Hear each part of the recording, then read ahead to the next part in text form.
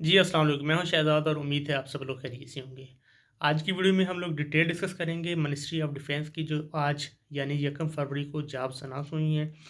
जो चीज़ें इसमें मौजूद हैं ऐड में, उसके अलावा हम उन चीज़ों को डिस्कस करेंगे जो कि इसमें मौजूद नहीं है, जैसा कि पे, इनकी पोस्टिंग, इसके पेपर सेंटर्स, इसका सिलेबस और दीगर ज़रूरी मालूमात। लेकिन आगे बढ़ने से पहले अगर आपने चैनल को सब्सक्राइब नहीं किया है तो काइंडली कर लें।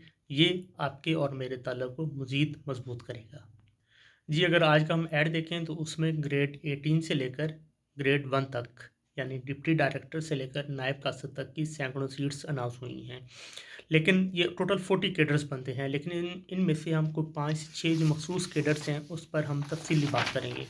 वो जो 5 से 6 कैडर्स बनते हैं उसमें असिस्टेंट डायरेक्टर है और सब इंस्पेक्टर है, फिर यूडीसी है, एलडीसी है और सिक्योरिटी एनालिस्ट सब इंस्पेक्टर की सीट्स हैं। सिक्योरिटी सुपरवाइज़र है और BS9 की जो ऑपरेशनल ऑपरेटर स्पेशल है, इन सीट्स को हम ज़्यादा तफसील के साथ डिस्कस करेंगे। ये तो जो हमारी पहली जॉब है वो है असिस्टेंट डायरेक्टर BS17 की, और इसमें आपकी कोई भी मास्टर है, आपकी 16 ईयर एजुकेशन होना ज़रूरी है, तो आप इसमें अप्लाई कर सकते हैं। और इसकी टोटल 16 सीट्स हैं, जिसमें से एक मेरिट पर है और यानी ओपन मेरिट पर है, 7 पंजाब की हैं, 3 सिंध अर्बन की हैं, 2 सिंध रूरल की है, 1 KP की है, 1 एक्स-फाटा की और 1 जो है वो बलूचिस्तान की है। और उसमें जो एज ब्रैकेट है वो है 22 से लेकर 35 ईयर तक के लोग अप्लाई कर सकते हैं। इसके अलावा जो कुछ एज रिलैक्सेशन की फर्दर कंडीशंस दी गई हैं वो नीचे आप ऐड में खुद तसल्ली से पढ़ सकते हैं, क्योंकि वो 4 से 5 डिफरेंट कंडीशंस हैं। ये जो पोजीशन है इसकी आम तौर पर जो पोस्टिंग है वो डिस्ट्रिक्ट लेवल पर होती है, लेकिन किसी भी गैरिजन में या किसी भी GHQ लेवल तक भी इसकी किसी भी पॉइंट पर इसको पोस्ट किया जा सकता है। और अगर हम इसकी पे की बात करें तो 120 लाख से यानी 1,20,000 से इसकी जो पे है वो स्टार्ट होती है। सेकंड पोजीशन है सब इंस्पेक्टर की BS14 की, इसकी कोई 87 के करीब सीट्स हैं और इसकी जो एज ब्रैकेट है वो 18 से 30 साल है। फिर उसपे फर्दर जो एज आपको मिल सकती है, एज लिमिट में मज़ीद रिलैक्सेशन मिल सकती है, उसको आप मज़ीद तफ़सील में पढ़ सकते हैं ऐड में। ये जो 87 सीट्स हैं इसमें से जो 5 हैं वो ओपन कोटा की हैं और कोई 50 सीट्स जो हैं ये पंजाब के लिए मुख्तस हैं। इसके लिए सिंपल आपकी ग्रेजुएशन रिक्वायर्ड है, आपकी BA होना चाहिए। अगर आपकी BS या मास्टर है तो भी आप अप्लाई कर सकते हैं। नेक्स्ट जो पोजीशन है वो है अपर डिवीजनल क्लर्क की, BS13 इसका बनता है और इसमें 3 उनकी बेसिक कंडीशंस हैं कि एक आपका इंटर होना ज़रूरी है, फिर आपका 3 वीक का कंप्यूटर का डिप्लोमा होना ज़रूरी है और उसके साथ साथ 40 वर्ड्स पर मिनट की आपकी टाइपिंग स्पीड होना ज़रूरी है। यहाँ पर इंग्लिश या उर्दू मेंशन नहीं है, तो इसलिए आप ये अज्यूम करें कि बेसिकली आमतौर पर मांगी तो इंग्लिश ही जाती है, लेकिन अगर आप अपनी जो टाइपिंग है उसको आप बेहतर कर लें तो वो ज़्यादा आपके लिए सूटेबल हो सकती है, क्योंकि कल को वो हो सकता है दोनों टाइपिंग करवा लें। इसमें अगेन 18 से 30 साल के नौजवान लोग, लड़कियां अप्लाई कर सकते हैं और टोटल जो इसकी सीट्स हैं वो 10 हैं, जिसमें से एक ओपन कोटा की है और 6 जो है ये पंजाब के लिए हैं। ये जितनी भी सीट्स हैं इसमें वेमन कोटा और कुछ सीट्स हैं उस पर डिसेबल कोटा, मिनॉरिटीज़ कोटा भी इन्वॉल्व होंगे। सॉरी, मुझसे थोड़ा पीछे मिस हो गया कि सब इंस्पेक्टर की जो पे है वो 90,000 से स्टार्ट होती है, ये मैंने ज़िक्र करना था।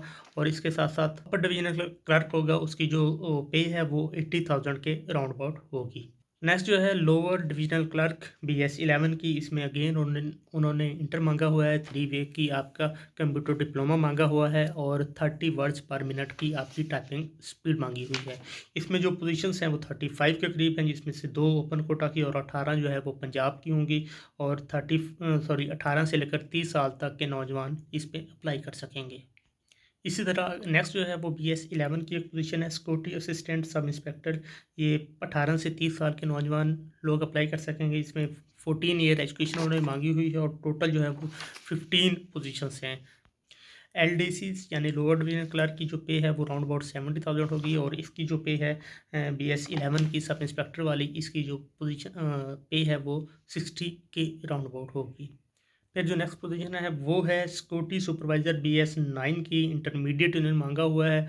50 टोटल पोजीशंस हैं, जिसमें से 2 मेरिट की और 21 जो हैं वो पंजाब की बनती हैं और 18 से 30 साल के लोग इसमें अप्लाई के लिए एलिजिबल होंगे। और इसकी जो पे पैकेज है वो 50 प्लस इसका पे पैकेज होगा। फिर इसी तरह जो ऑपरेटर स्पेशल है BS9 की, इसकी 72 के करीब पोजीशंस हैं और 18 से 30 साल तक के नौजवान लोग जिनका इंटर हो, जिन्होंने FA किया हो या इक्वल टू उनकी 12 ईयर एजुकेशन बनती हो, वो इसमें अप्लाई के लिए एलिजिबल होंगे। जो यहाँ पर एज रिलैक्सेशन की डिफरेंट कंडीशंस दी गई हैं, मैं उसको भी आप लोगों को वन बाय वन इलेबोरेट कर देता हूँ। जो एज यहाँ पर मेंशन है उसमें 3 साल की मज़ीद एज रिलैक्सेशन होगी डिफरेंट बुद्धिस्ट कम्युनिटीज़ को, और उसके साथ साथ वो ट्राइबल एरियाज़ जो कि GP और KP से रिकॉग्नाइज्ड हैं एज रिलैक्सेशन के लिए। जो एज मेंशन है BS15 एंड बिलो पोजीशंस के लिए, उसमें सिंध, रूरल और बलूचिस्तान के लोगों को मज़ीद 3 साल की एज रिलैक्सेशन मिलेगी। और इसी तरह ऐसे गवर्नमेंट एम्प्लॉइज़ जिनकी कम से कम 2 साल की रेगुलर सर्विस हो चुकी है और उनकी जो एज है वो अप टू 55 होना ज़रूरी है, वहाँ तक उनको 10 साल की एज रिलैक्सेशन मिल सकती है। इसी तरह कुछ ऐसे लोग जो आर्मी से रिटायर्ड हों या फोर्सेस में वो जॉब कर चुके हों, तो उनको 15 साल की एज रिलैक्सेशन भी डिफरेंट कंडीशंस पर दस्तयाब है। इसी तरह ऐसे सिविल सर्वेंट्स जो ड्यूरिंग सर्विस जिनकी डेथ हुई होगी, उसकी बेबी या उसके जो बच्चे हैं, उनको 5 साल की मज़ीद एज रिलैक्सेशन भी शामिल होगी। और उसके साथ साथ ऐसे डिसेबल्ड लोग जो BS15 या उससे बिलो की पोजीशंस पर अप्लाई करना चाहेंगे, तो उनको भी 10 साल की मज़ीद एज रिलैक्सेशन मिलेगी। अच्छा, अगर ओवरऑल हम इन लोगों की पोस्टिंग की बात करें, तो इन लोगों की जो पोस्टिंग है वो GHQ लेवल से लेकर डिस्ट्रिक्ट लेवल तक कहीं भी इनको पोस्ट किया जा सकता है, और आमतौर पर होता यही है कि ये लोग अपने अपने प्रोविंसेस में ही सर्व करते हैं। और ये लोग शुरू से ही डे वन से रेगुलर होते हैं और इनकी प्रमोशन की कोई इश्यूज़ नहीं होते। अगर आपकी सर्विस ठीक जा रही है, आप अपना काम, अपनी जो ड्यूटीज़ है वो सही तौर पर परफॉर्म कर रहे हैं, तो आपको प्रमोशन का भी कोई मसला नहीं होता, और बहुत जल्द इन लोगों की प्रमोशन जो है वो अपने अपने रूट के मुताबिक होती रहती है। अब अगर हम इन लोगों के बात करें सिलेबस की, पेपर की, तो इन लोगों के टोटल 3 पेपर होने हैं जो कि 400 नंबर के होंगे। इसमें से जो पहला है 200 नंबर का MCQ बेस्ड स्क्रीनिंग टेस्ट होगा, जिसका जो ज़्यादातर पार्ट है वो जनरल नॉलेज, एनालिटिकल रीजनिंग और इंग्लिश ग्रामर से मुतल्लिक होगा। इसमें से जो लोग क्लियर करेंगे उनको फिर नेक्स्ट फेजेस के जो डिस्क्रिप्टिव टेस्ट हैं, जैसा कि उसमें होगा करंट अफेयर का और इंग्लिश ऐसे के टेस्ट होंगे, तो वो लोग फिर उस डिस्क्रिप्टिव टेस्ट को भी पास करना उनके लिए ज़रूरी होगा इंटरव्यू पोजीशन में जाने के लिए। तो ये जो पहला पेपर है स्क्रीनिंग वाला, ये 200 नंबर का होगा। उसके बाद जो करंट अफेयर और इंग्लिश ऐसे वाले हैं, ये 100 नंबर के पेपर होंगे। और जो लोग यहाँ से क्लियर करेंगे उनके फिर डॉक्यूमेंट वेरिफिकेशन, साइकोलॉजिकल असेसमेंट, और उनके जो बैकग्राउंड है, उनका जो कैरेक्टर है, उसकी सर्टिफिकेशन के बाद फिर उन लोगों की फ़ाइनल सिलेक्शन होगी। अब जो नेक्स्ट क्वेश्चन है वो ये है कि इन लोगों के पेपर्स कहाँ पर होंगे और कब होंगे?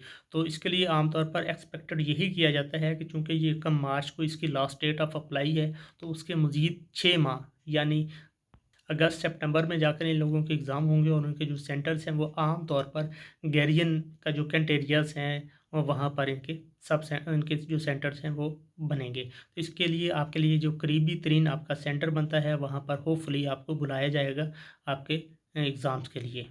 अब है कि आप लोगों ने इस पे अप्लाई कैसे करना है? अप्लाई के लिए आप लोगों को जाना पड़ेगा www.recruitments.com.pk, www.recruitments.com.pk। यहाँ पर आप लोगों को जाना होगा, और 1 मार्च 2026 से पहले पहले आप लोगों को यहाँ पर अपना सारा जो प्रोसेस है अप्लाई का, ऑनलाइन ही आप लोगों को करना होगा। और इसमें मज़ीद आप लोगों ने हार्ड डॉक्यूमेंट या फ़ोटो कापीज़ कहीं पर भी नहीं भिजवानी, आपने सिर्फ ऑनलाइन अप्लाई करना है। ऑनलाइन अप्लाई के लिए जो फ़ीस उन्होंने रखी हुई है वो ग्रेड 1 से लेकर 6 के लिए 800 है, ग्रेड 7 के लिए 1200 रुपये है, ग्रेड 9 से लेकर 13 तक 1600 रुपये है, ग्रेड 14 टू 16 2000 है, और 17 एंड अबव के लिए यानी 18 के लिए उन्होंने 2500 रुपये फ़ीस रखी हुई है। और जो डिसेबल्स लोग होंगे वो इस फ़ीस से मुस्तस्ना होंगे, उन्होंने फ़ीस पे नहीं करनी होगी। उम्मीद है इसमें जो हमने सारी डिटेल्स डिस्कस की हैं, जो इसमें मौजूद हैं, और जो हमारे पास इंफॉर्मेशन थी वो भी आपके साथ शेयर की हैं। फिर भी आप लोगों की कोई क्यूरी हो तो इन्होंने आखिर में अपना नंबर जो दिया हुआ है, आप वहाँ पर इनसे रब्ता कर सकते हैं। नंबर इनका है 0518905000। तो यहाँ पर आप इनसे अपनी क्यूरी जो है, अपना आपका जो इशू है वो आप यहाँ पर डिस्कस कर सकते हैं। उम्मीद है आपको इन्फॉर्मेशन अच्छी लगी होगी। हो सके तो अपने दोस्तों और मुतल्लिक़ अफ़राद को शेयर कीजिएगा। आपके वक्त का बहुत शुक्रिया। Thank you.